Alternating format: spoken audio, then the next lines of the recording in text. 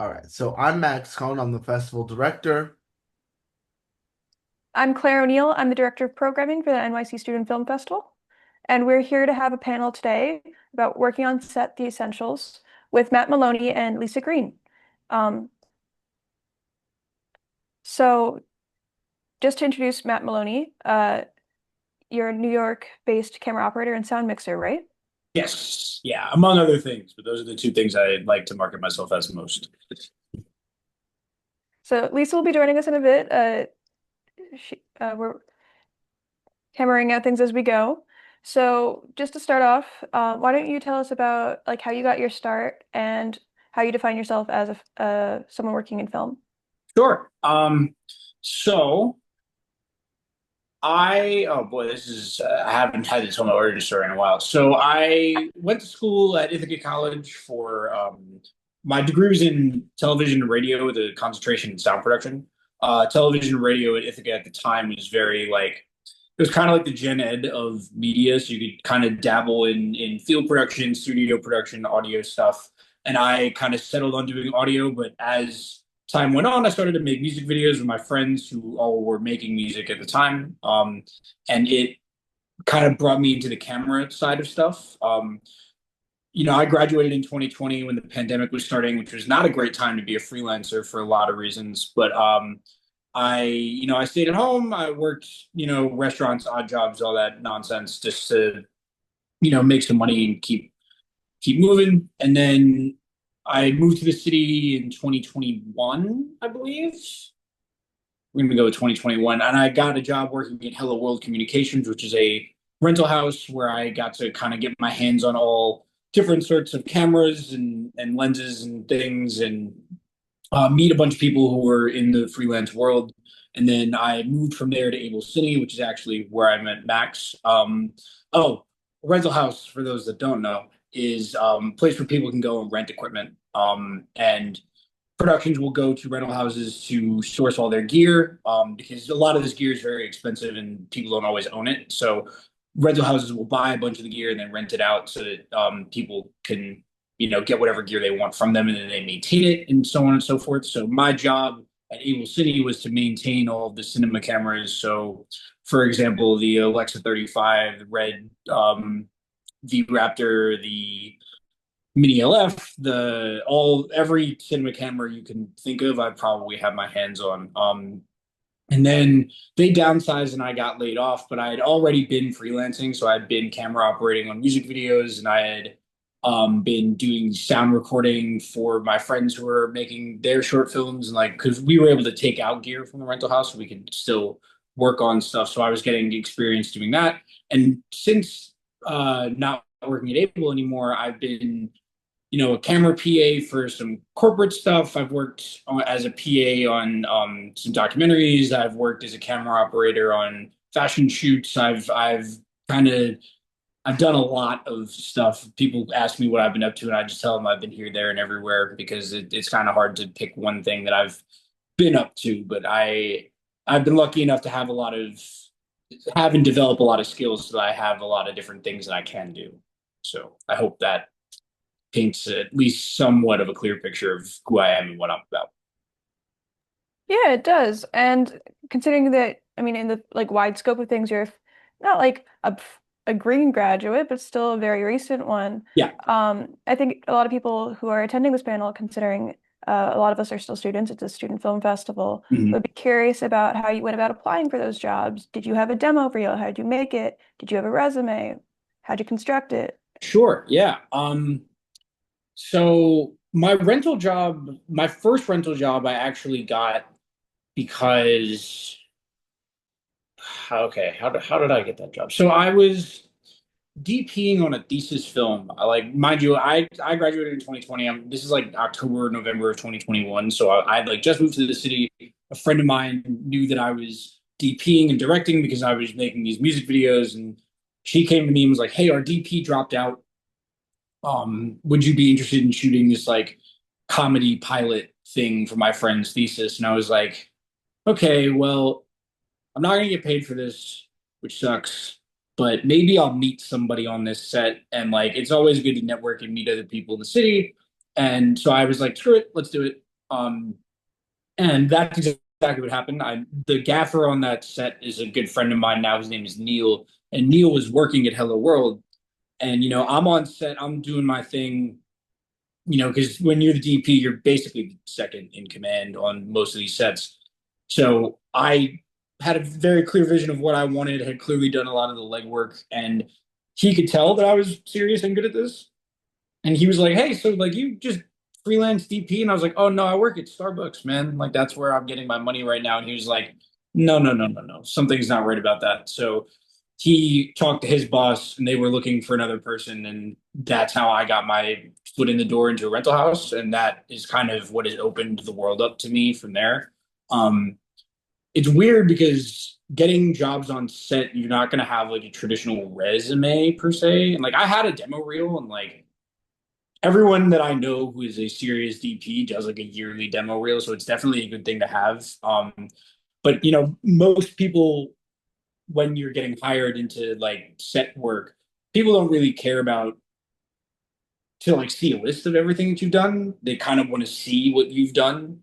Um, so I think having a good like social media presence has honestly been more helpful than anything else. Like I go to these networking events. I was at Build Expo, the B&H Expo a couple weeks ago.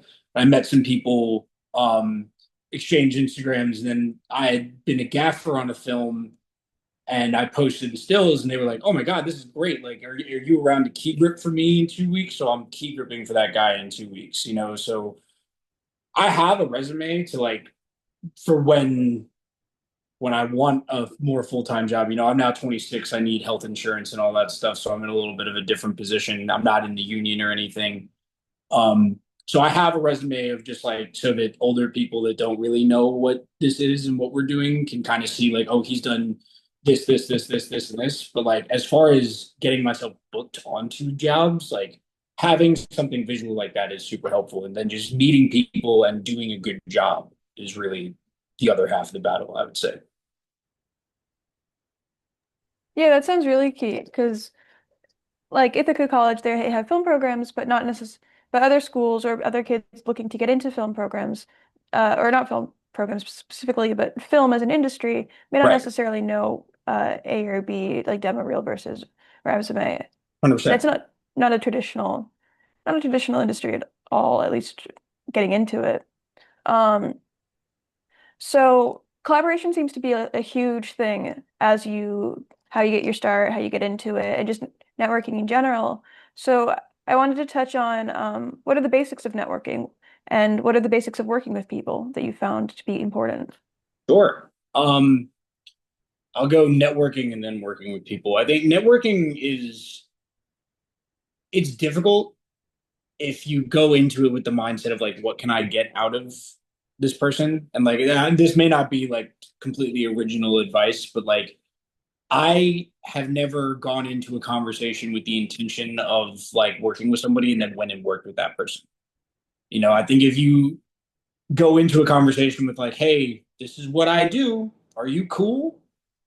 That's really more of a useful strategy I've found. Like it's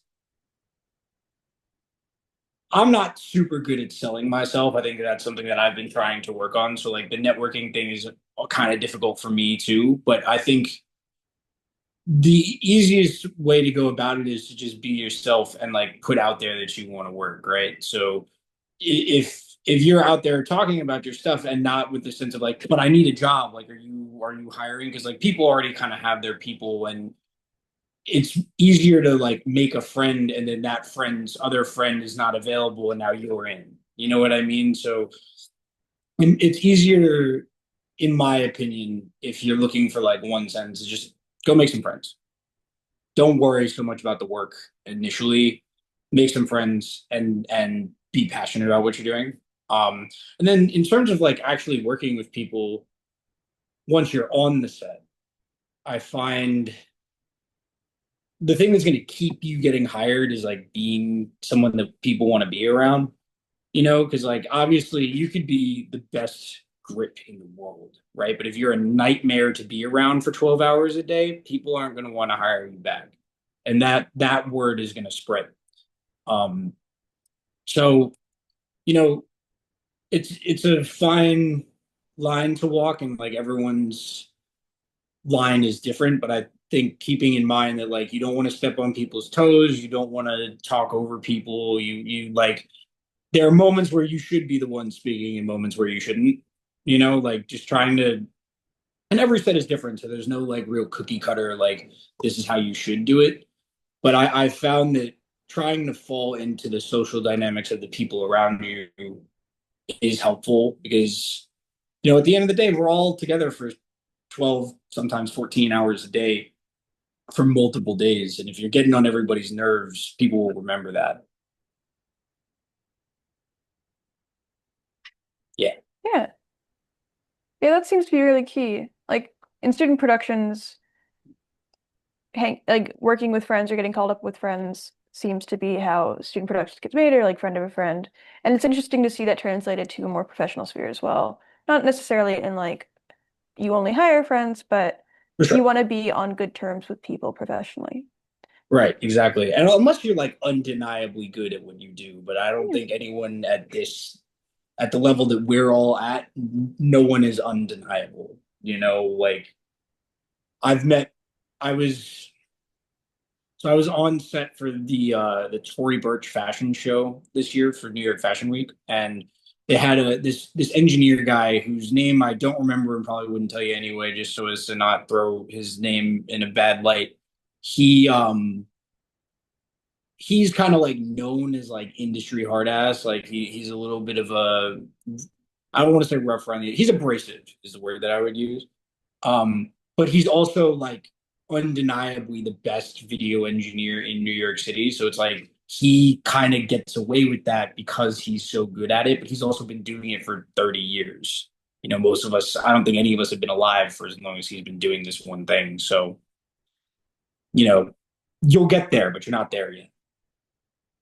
And that's something that I've had to, learn myself. So with the networking events you've been to, Hmm. um, is it a wide array of like new people coming in mixed with not necessarily like the old guard, but more Right. experienced peers? Yeah. That's an interesting question because I think it depends on what your definition of the old guard is. Like, because most of the people that I've been meeting at these things are like early 30s and younger. Obviously, there's some relatively new graduates. There's people like me who've been out of school for a few years but are still, finding their footing in their like their niche. And then there are people who are like, yeah, I camera operate on like feature films and this is what I do. So I, if you're looking for a recommendation of one, I go to Filmmaker Fridays, which are in New York City. They're usually at McCarran Park. They have an Instagram page. It's called Filmmaker Fridays NYC. Um, where they'll post about their events. And they encourage like people of all, actors, people who work on set, producers, photographers, everything of that nature. Like they want everybody in the city to be there if they can. And they host a lot of really great, like, go get a drink, talk to people. It's like I was saying before, like it's a wide array of like people who are established and people who are just starting out. Yeah, that answered. That's a nice thing to hear. Like I know it's I don't know really where I was going with that. But so moving on, cold emailing, where a lot of us are told to cold email people. It's like ask for advice or Mhm. just as a way to move past, say, maybe a job board that doesn't seem to be getting much response. Sure. What's your stance on cold emailing or cold calling in light of, well, and just in general, but also in light of how you've described networking? Yeah. Um, it hasn't that hasn't worked so well for me personally. Um, I think you have to keep in mind, and this is secondhand advice what I'm about to tell you, but with cold emailing specifically, you kind of have to be ready for like no answer or just a bunch of no's. And like, if you're built like that, then you should do that. And if you're not afraid to ask, then you should absolutely do that. But you also kind of need to frame it in a way that's not like, give me something, and I'm sure that we've all heard that before, where it's like you need to, bring something to the table. And I think that cold emailing would probably work better and be more effective if you already have like something to show for your name, like, because like put yourself in their shoes, right? Like somebody who you've never heard of, who you can't find a presence of on the internet, you have no proof that they're actually good at this thing that they're saying they're good at. Like, are you going to listen to them, or are you going to listen to somebody who here's their demo reel, or like their Instagram is full of past work that they've done? And even if that doesn't get you a job immediately, it gets you on people's mind for next time. So I think it's a good thing if you're ready to present yourself. You know what I mean? Does that make sense? No, it does. Because once again, you're talking about reputation and being able to show for your work. And that's kind of hard if you don't have stuff out there, but Yeah, in the digital age, it's important to market yourself. So exactly. And very I much, wish it wasn't like that. I wish that like yeah, Instagram wasn't your brand, but this is the world that we live in now. Like it's it's a world we'll have to get used to going forward, especially as it changes so much. I mean, with like social media platforms going in and out of fashion, I'm sure that also changes the game a bit as people try to re-navigate. for sure. But kind of hard being your own one-man show, promoting yourself. Yeah, and I'm not going to sit here and tell you that it's Hmm? I'm not going to sit here and tell you that it's not hard to do Oh, that. Yeah. yeah.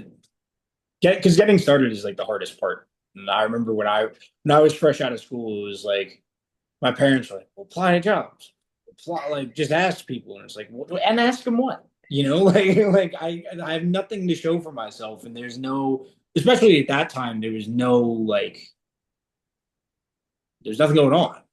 Yeah. There's no way to get started, so like you had to, and not that there are new challenges as the years have gone on, right? Because now we've had these writer strikes, and everyone's pulling their budgets back, and we got this Google video generative AI stuff that is gonna it's gonna affect us. I don't know if I want to say that it's gonna be bad or it's gonna be good, depending on what you want to do, but it's not getting any easier to get started. No, and I've seen that. Um, so do you have any advice you wish people told you when you were first starting?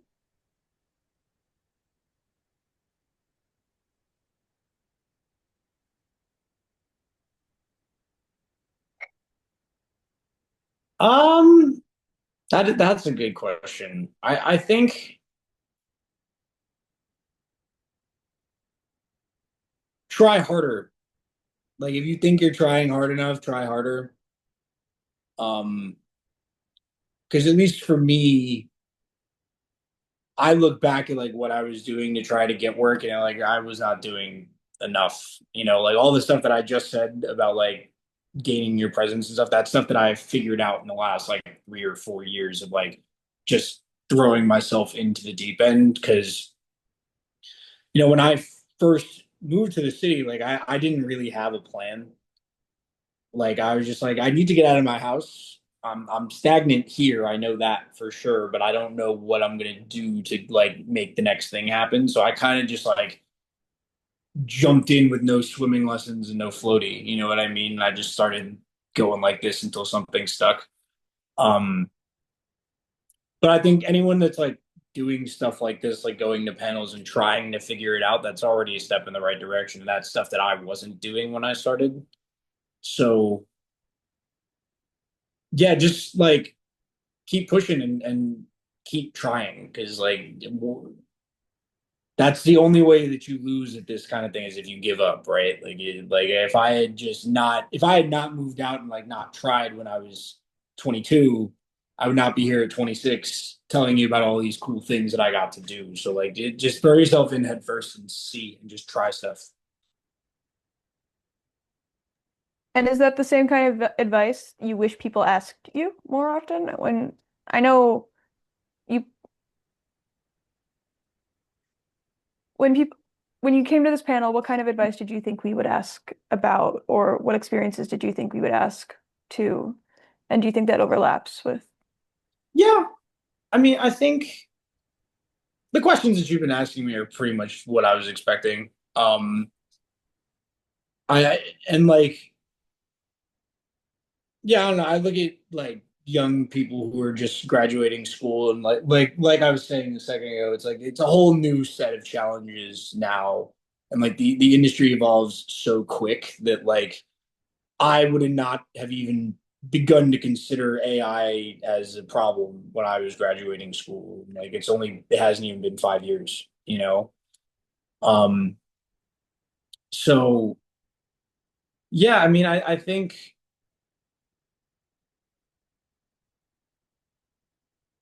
yeah, that's kind of like the main mantra that I have found that you have to keep is just like be annoying, keep trying, keep asking people, like, because you're something that my dad used to say to me that I didn't get until it started working was like no one's gonna know who you are or what you can offer if you're not telling them what you can offer. Um, so if I were me looking back at me giving this advice, that's what I would want to say.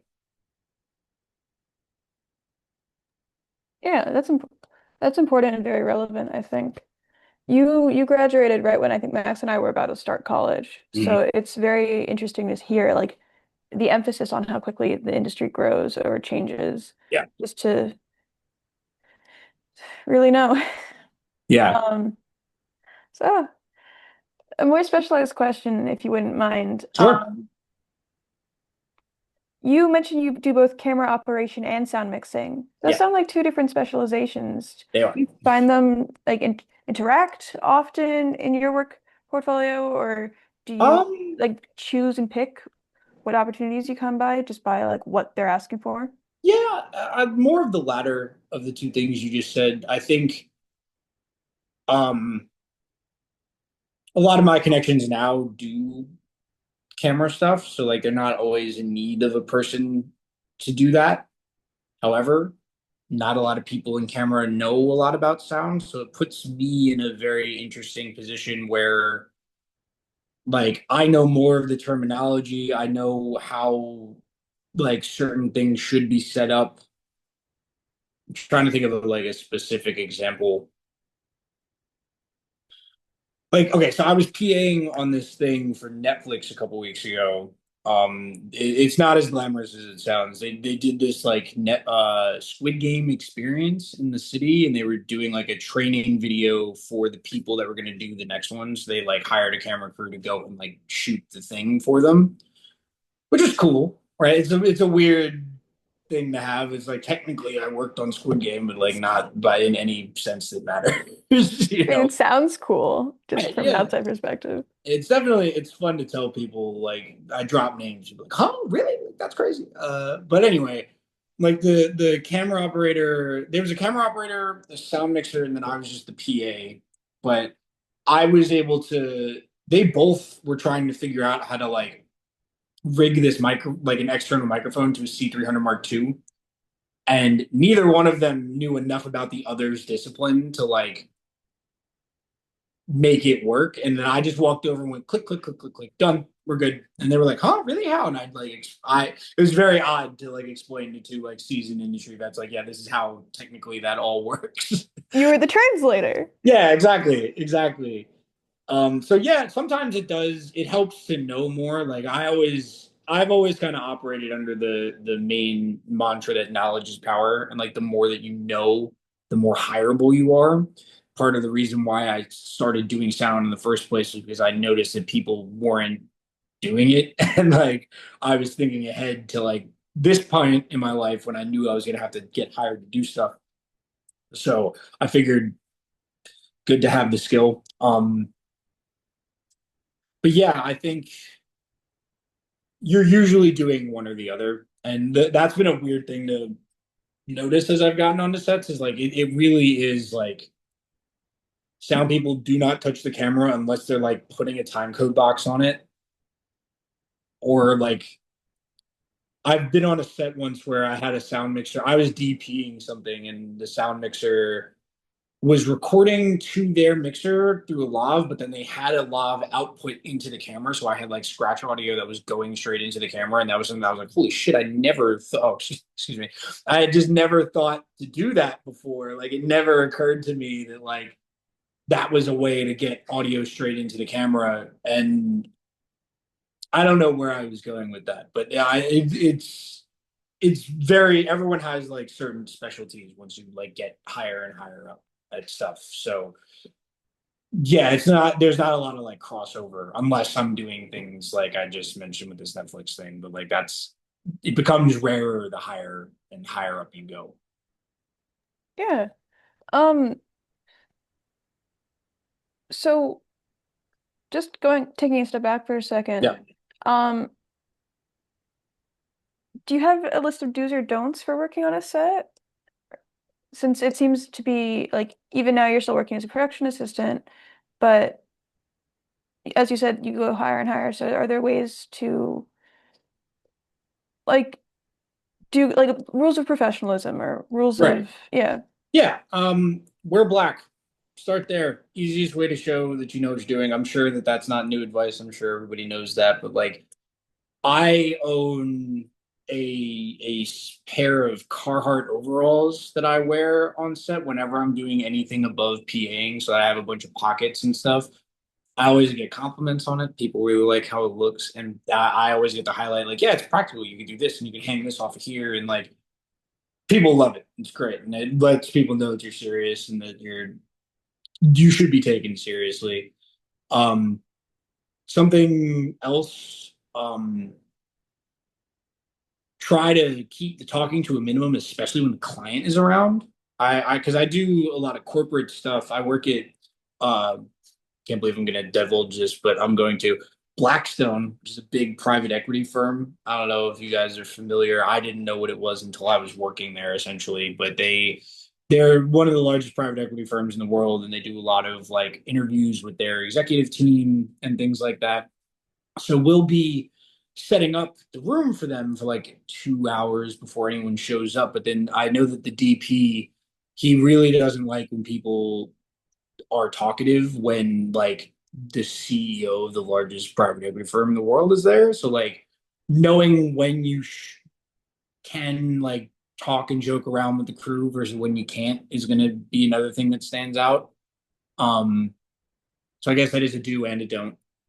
Um, I try to stay off my phone as much as I can. I wear my Apple Watch specifically on those days so that if I get a notification that I need to attend to, I can see it without like purposely pulling out my phone and looking at it. Because again, just like the world we live in, people that are older, people that are younger, there's a divide in like how they view that. And if you, unfortunately, the people in their 40s and 50s, a lot of the times who look down on that are the ones that make the decisions right now. So you gotta know when you can and can't do certain things. Trying to think if there's another big don't that you guys wouldn't think of.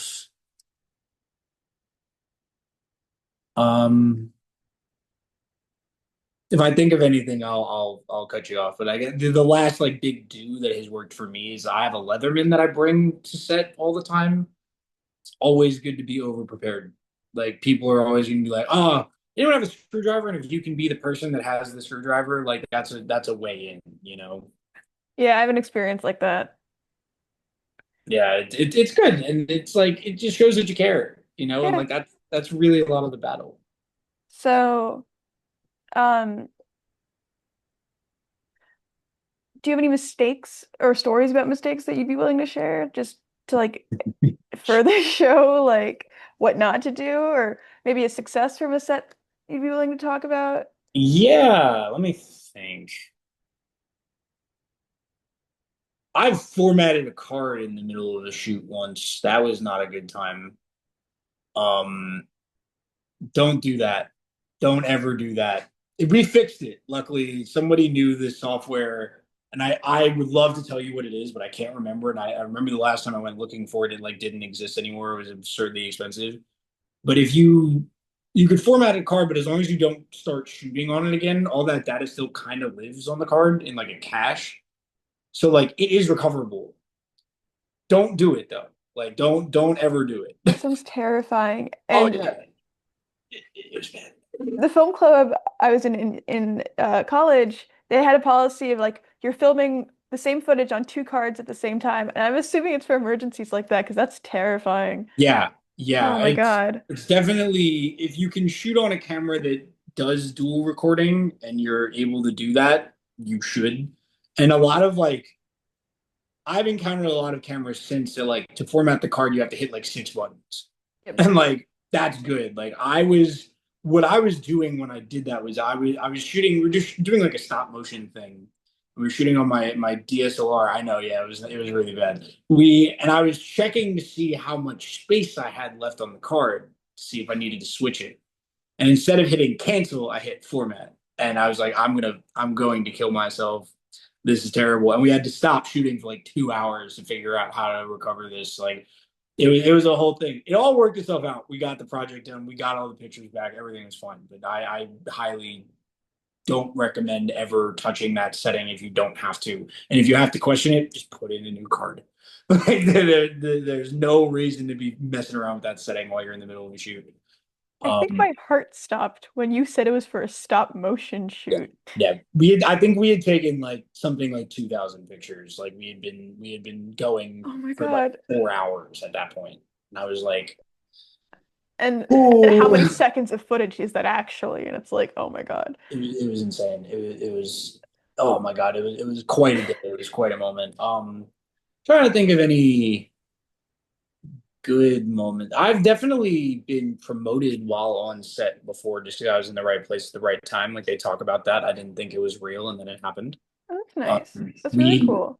Yeah, we were doing a video. It was at Blackstone actually. We were doing it hasn't been published yet, but I'll talk about it because it's corporate nonsense and none of you are going to watch it anyway. It's a conversation between the CEO and the president of the company, and like is their like 40th anniversary is this year or something, and they were like kind of just patting themselves in the back, like, oh, like what did you think Blackstone was going to be when it started, yada yada yada.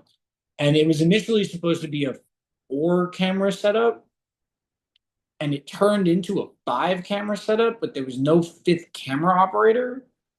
So they were like, "Hey, you've been camera PAing for us for like 8 months now. Like, you want a camera operator on this one? We're gonna pay you more." And I was like, "Totally, let's do it." So, but that's also like goodwill that I have built up with that DP over a long time, and just being asked back and asked back and asked back.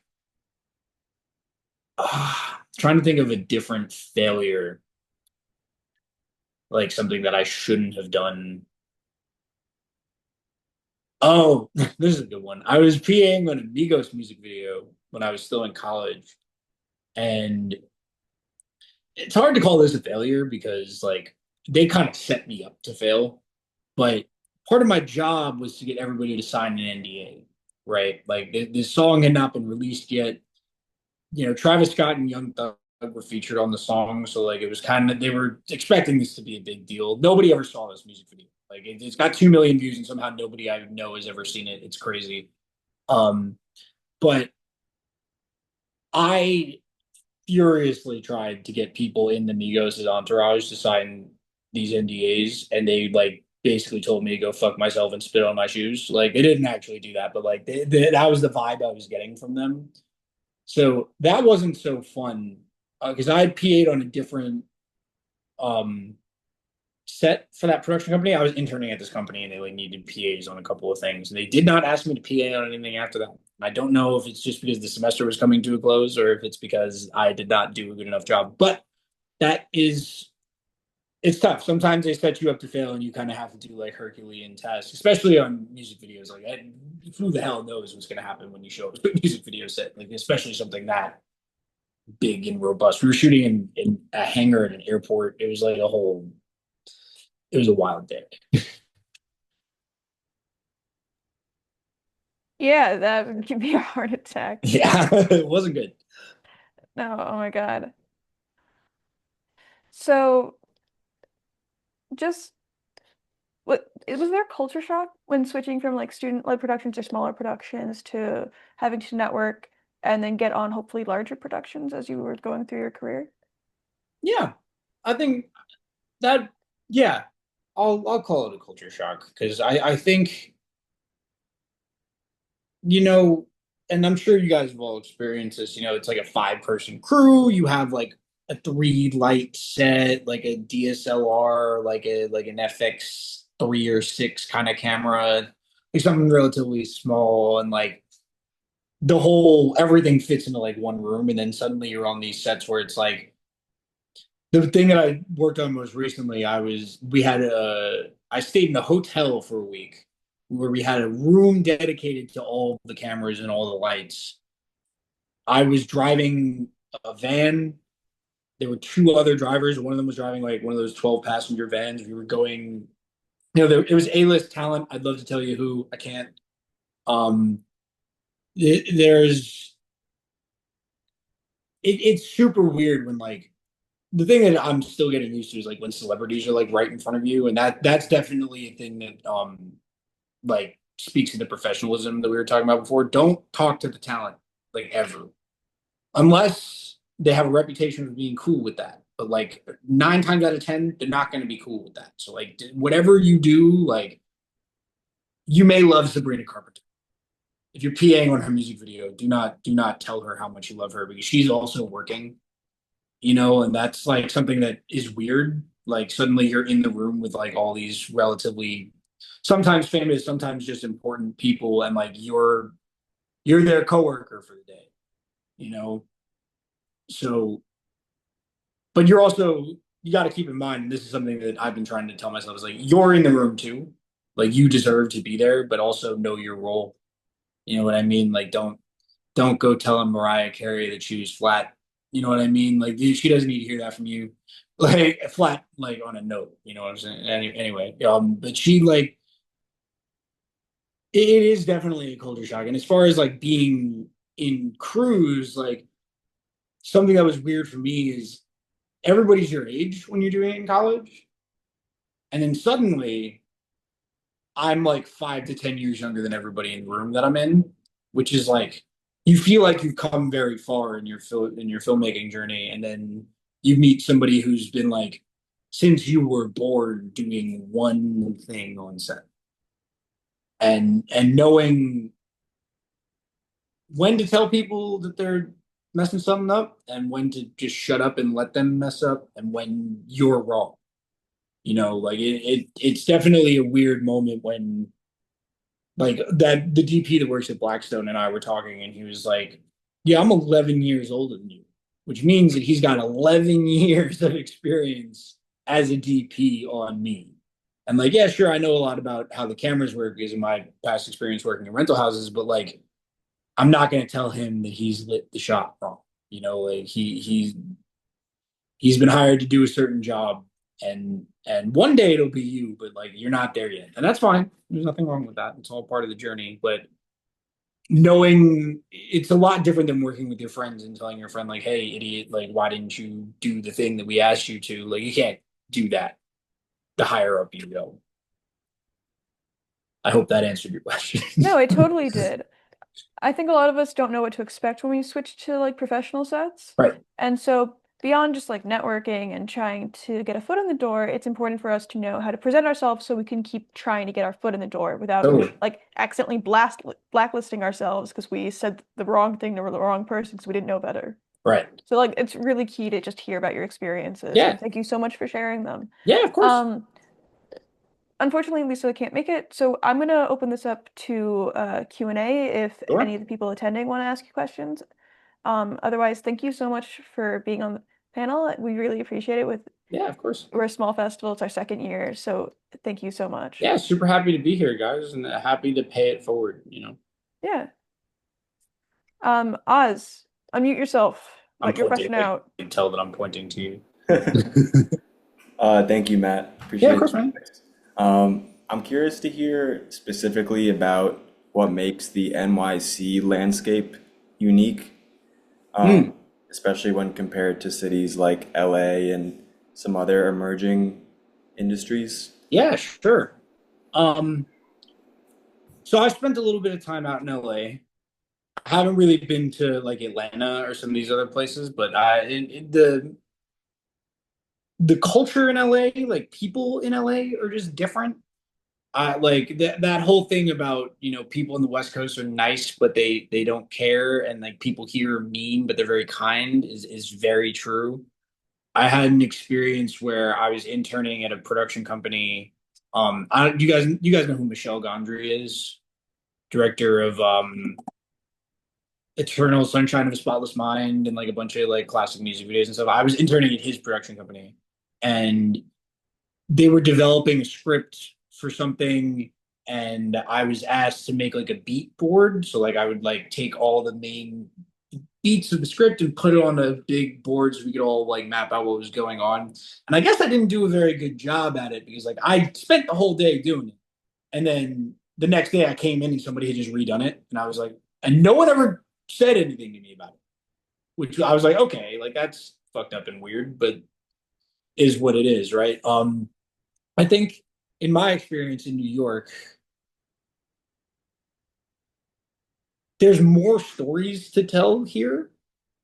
Like I think that everybody in LA is there to do entertainment, whereas in New York, like there's people come here for all sorts of reasons, finance and sports and like there's so many things going on here. So especially from like a documentary perspective, like way more stuff happening here. And if you're interested in that kind of field, it's going to be way easier to find an interesting subject than in LA. Um, I think as far as practically being on set, buildings in New York City are not meant for loading gear in and out. It's very frustrating to load stuff up to like, you're going up like the 30th story of some building and they won't let you bring gear in the main elevator. So you got to go around the back through a freight elevator that's like this wide. So many, like, I've been involved in a lot of nightmare load in and load outs, and I've also heard a lot of nightmare load in and load out stories. So, um, it's for people in our position, having a car helps for that, especially in New York. Like, obviously, who the fuck wants to have a car in New York? Like, it's so annoying to park places and all that stuff. But it also it makes you unique and is an asset to have. If like we got to put all this gear somewhere to get it from point A to point B, and you have a car, suddenly you're hireable.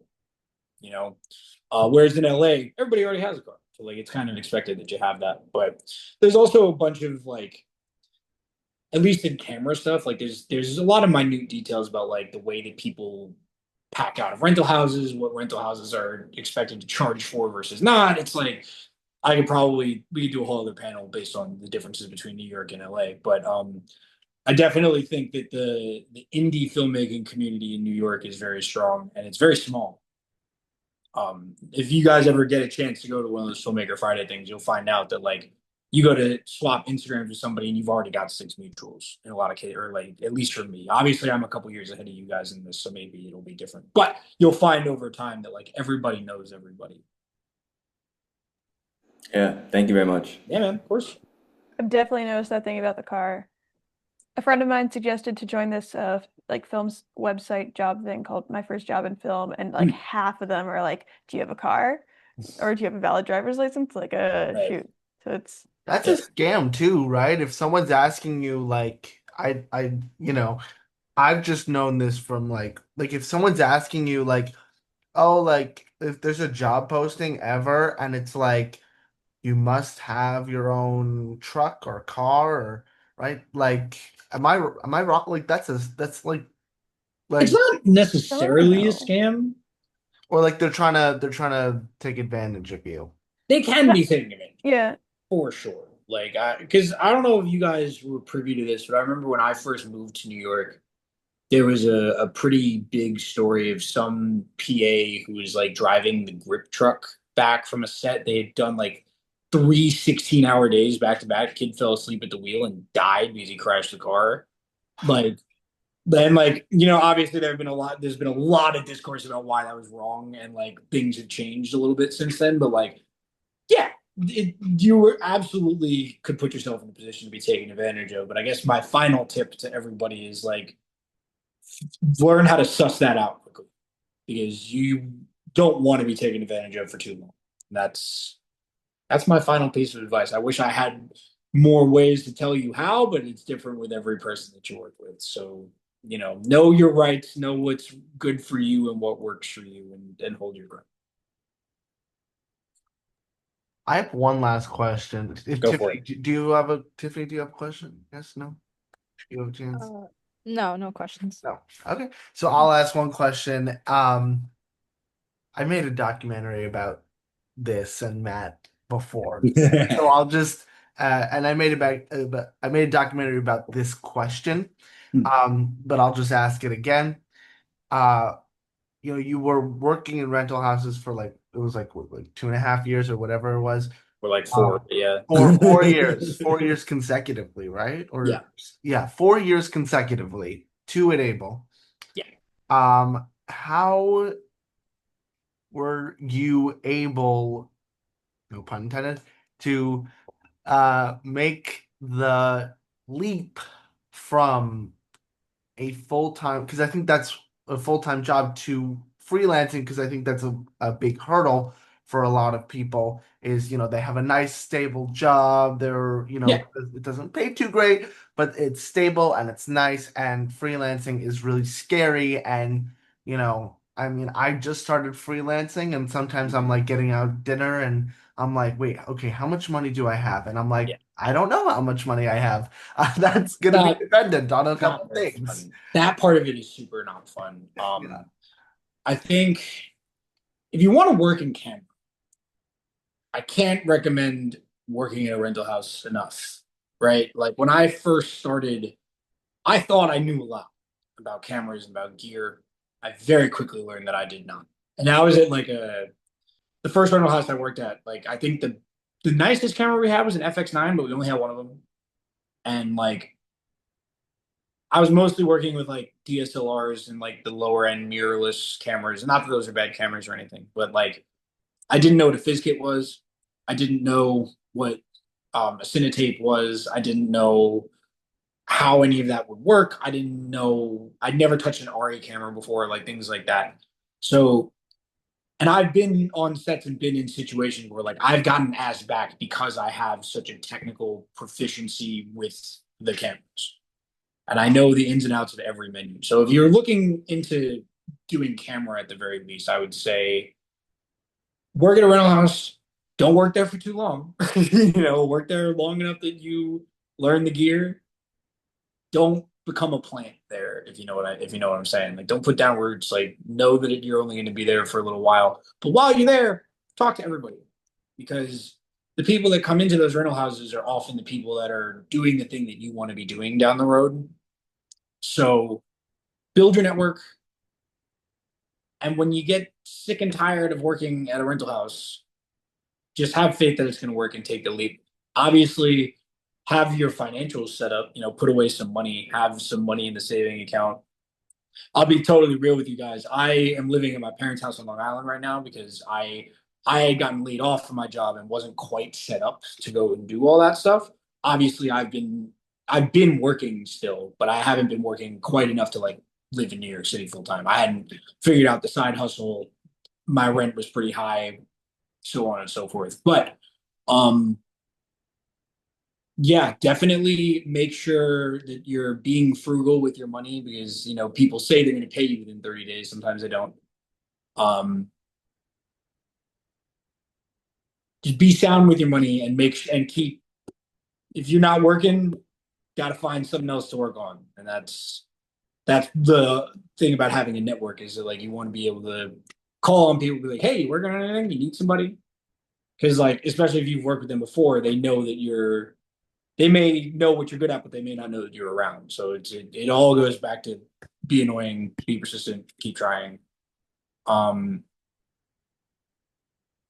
yeah, I hope that answers your question. I think that's it. Yeah. Yeah. So I'm gonna say so first, thank you, Matt. Uh, love you. Happy to help, guys. Happy to be. Um, uh, I just wanted to tell everyone, and for the recording too, in case I'll hopefully have this up on YouTube soon, about a couple of the other things. Make sure to follow us on all the socials. We're always NYC Student Film Festival. In terms of our upcoming events, tonight we got another panel. We're just doing like a shit ton of panels. We got um, tonight we're doing it. The panel is called "Realizing the Next Generation of Jewish Representation in Film," and we'll have a couple of Jewish filmmakers talk about how they've thought about that. That's tonight at 7. Uh, all of the information about tickets can be found at our website. Tomorrow we're having a panel about it's called Producing Your Student Film. Exactly about that. How, if you've ever wondered about, had trouble producing your student film, you know, um, uh, it's that's all the basics will be tomorrow at 12. And then tomorrow night we have our awards ceremony. We'll be giving out all of our awards. And there will be some very special prizes for the filmmakers, and I don't want to give it away because it's so awesome, but it's uh very cool, a very cool prize that we were excited to give out. So, Claire, is there anything else? And Um, thanking the sponsors maybe? thanking the sponsors, Tabunya, Cacio e Pepe. Thank you guys so much for sponsoring. And I think that's it. Yeah, check us out. If not, stay posted with our socials. Thank you so much for attending this panel. Thank you, Thank you so Matt, for much, coming. everyone. And have a good day. Have a good day. I'm ending the recording. Thank you.